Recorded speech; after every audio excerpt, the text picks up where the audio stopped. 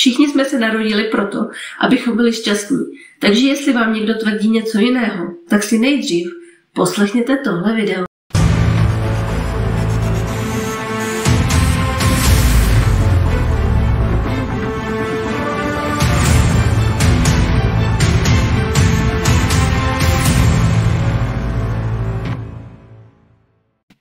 Dnes vám chci vyprávět příběh, který se vlastně nestal vůbec mně, ale nám všem. Když jsme se narodili, tak jsme se narodili proto, aby jsme byli na tomhle světě šťastní, spokojení, veselí, dělali jsme to, co máme rádi, obklopovali jsme se lidmi, které máme rádi, vytvářeli jsme si hezké prostředí, dělali práci nebo poslání nebo činnost, kterou máme rádi, která nás baví, naplňuje a která nás také samozřejmě živí, protože dneska bez toho nejde. Jenže my jsme se sice takhle narodili, ale do prostředí, které tak nastavené vůbec není. Přišly autority, rodiče, dospělí, sousedi, kamarádi našich rodičů a přišli a začali nám vlastně říkat, jak je ten svět těžký, jak je to všechno náročný, jak všichni musí jenom pracovat a těšit se ráno na odpoledne, až budou z práce, těšit se v pondělí na víkend, až si trošku užijou volna, možná pojedou na chatu nebo někam na výlet a pak se těšit na Vánoce a na prázdniny a na dovolenou a pořád se vlastně na něco těšit. Protože ten život je vlastně přece těžký a my jsme tady proto, aby jsme to nějak zvládli, aby jsme se prostě naučili v tom fungovat.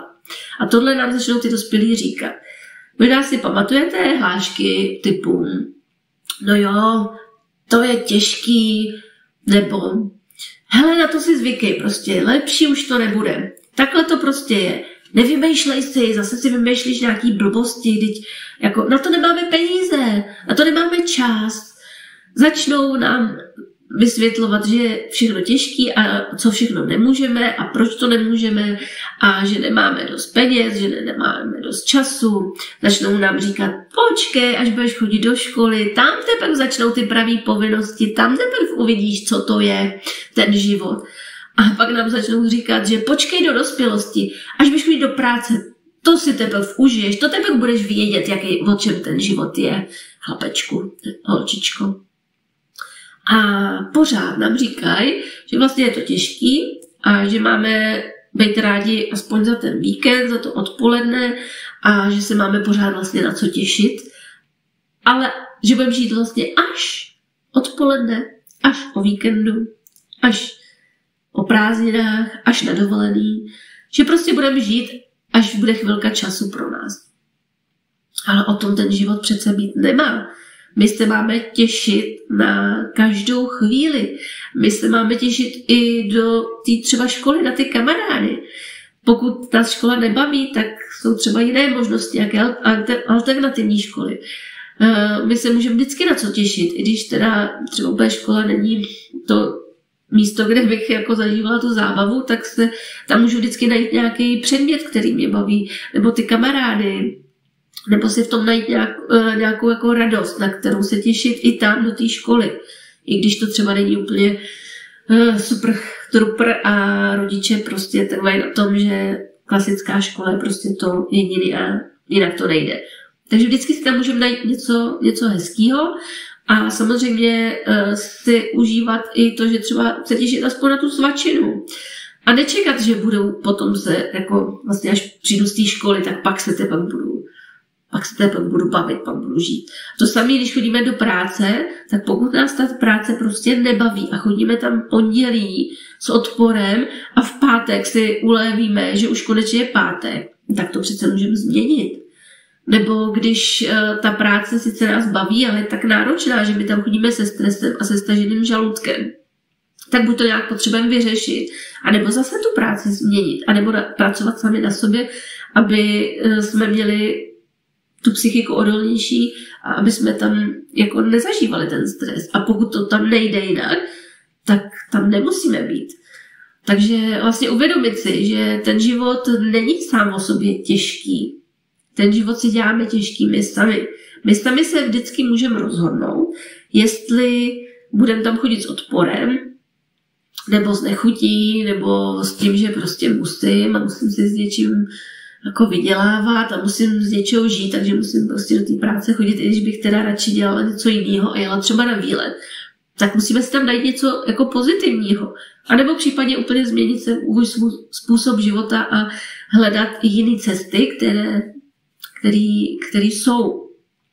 A často si je neuvědomujeme, že jsou, protože žijeme v té bublině, jak nás naučili ty rodiče, že život je těžký a že si vlastně nemůžeme vybrat. Že prostě jsme se narodili, nevím, do chudé rodiny nebo do nějaké rodiny, která zažívá nějaký standard, tak prostě nemůžeme chtít být bohatý, protože to prostě nejde.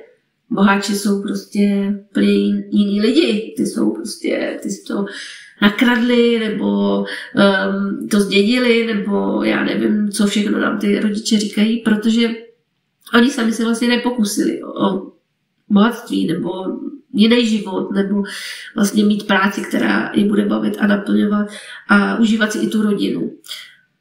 Takže vy si můžete vybrat, jestli zůstanete v té společnosti, do které jsme se narodili a která nám říká, že život je těžký a život je boj, tak ho musíš prostě bojovat, a nebo jestli poodstoupíte a začnete se rozhlížet kolem sebe, že tady taky jsou jiní lidé, kteří žijí jiným způsobem života. A když je začnete poslouchat a sledovat, tak zjistíte, že třeba pochází úplně ze stejných poměrů jako vy, anebo dokonce z mnohem horších poměrů, ale prostě si řekli, že já nebudu žít a přežívat tak jako moje rodiče, prarodiče, nebo prostě celá rodina. Já to prostě chci jinak. A pokud vám to vyhovuje, mít práci od pondělí do pátka a těšit se na ty víkendy, tak super, tak je to skvělé.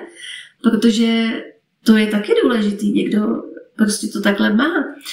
A tak si to tak mějte, ale potřebujete v tom najít tu radost, aby to bylo, že to chci dělat. Takhle mi to vyhovuje. Prostě pondělí, práce, zaměstnavatel, takhle mi to vyhovuje. Takhle to chci. A pak je to v pořádku a gratuluju. Ale pokud tam chodíte a vlastně si říkáte, že možná byste chtěli něco svýho, ale nemáte na to odvahu a začne vás to tam jako vlastně štvát, tak možná je na čase to prostě změnit. A neříkám, že to je takhle, že dneska se rozhodnu a zítra celý můj život obrácený vzhůru nohama a přesně tak, jak jsem si ho přála. To samozřejmě není, ale každý den máme volbu se rozhodnout, že pokud mi můj život nevyhovuje, pokud mi moje práce nevyhovuje, pokud mi můj vztah nevyhovuje, tak vždycky se můžeme rozhodnout a to rozhodnutí je opravdu takhle. Rozhodnutí ano, ale ta cesta, ta už je mnohem složitější. Nejdřív potřebujete změnit způsob myšlení. Možná ještě předtím potřebujete, abyste to vůbec dokázali změnit, tak potřebujete se rozhodnout, že takhle já to nechci, takhle se mi to nelíbí, já to chci prostě jinak. Já to chci jiný ten život. Když se tak rozhodnete, tak pak potřebujete změnit to myšlení, změnit svůj způsob uvažování, postoje, i nějaké emoční prožívání, strachu se zbavit, potřebujete se zbavit bloků z minulosti, toho všeho, co vám brání. To všechno potřebujete udělat. Ale první, abyste mohli k tomuhle přejít, tak první je to rozhodnutí. A to musí být takhle. Ne, že se budu rozhodovat a přemýšlet a to. Teprve, až se rozhodnu, že takhle to teda nechci, takhle to fakt nechci a ještě nevím jak, ale určitě vím, že tu cestu najdu, jak se dostat tam, kam chci. Tak to je ten první krok a já vám přeju, ať ten první krok uděláte co nejdřív a pokud jste ty šťastní, kteří žijete ten život, jaký chcete, tak vám moc gratuluju a věřím, že my všichni ostatní se dostaneme do toho bodu taky. Takže čekejte na to správné rozhodnutí a až přijde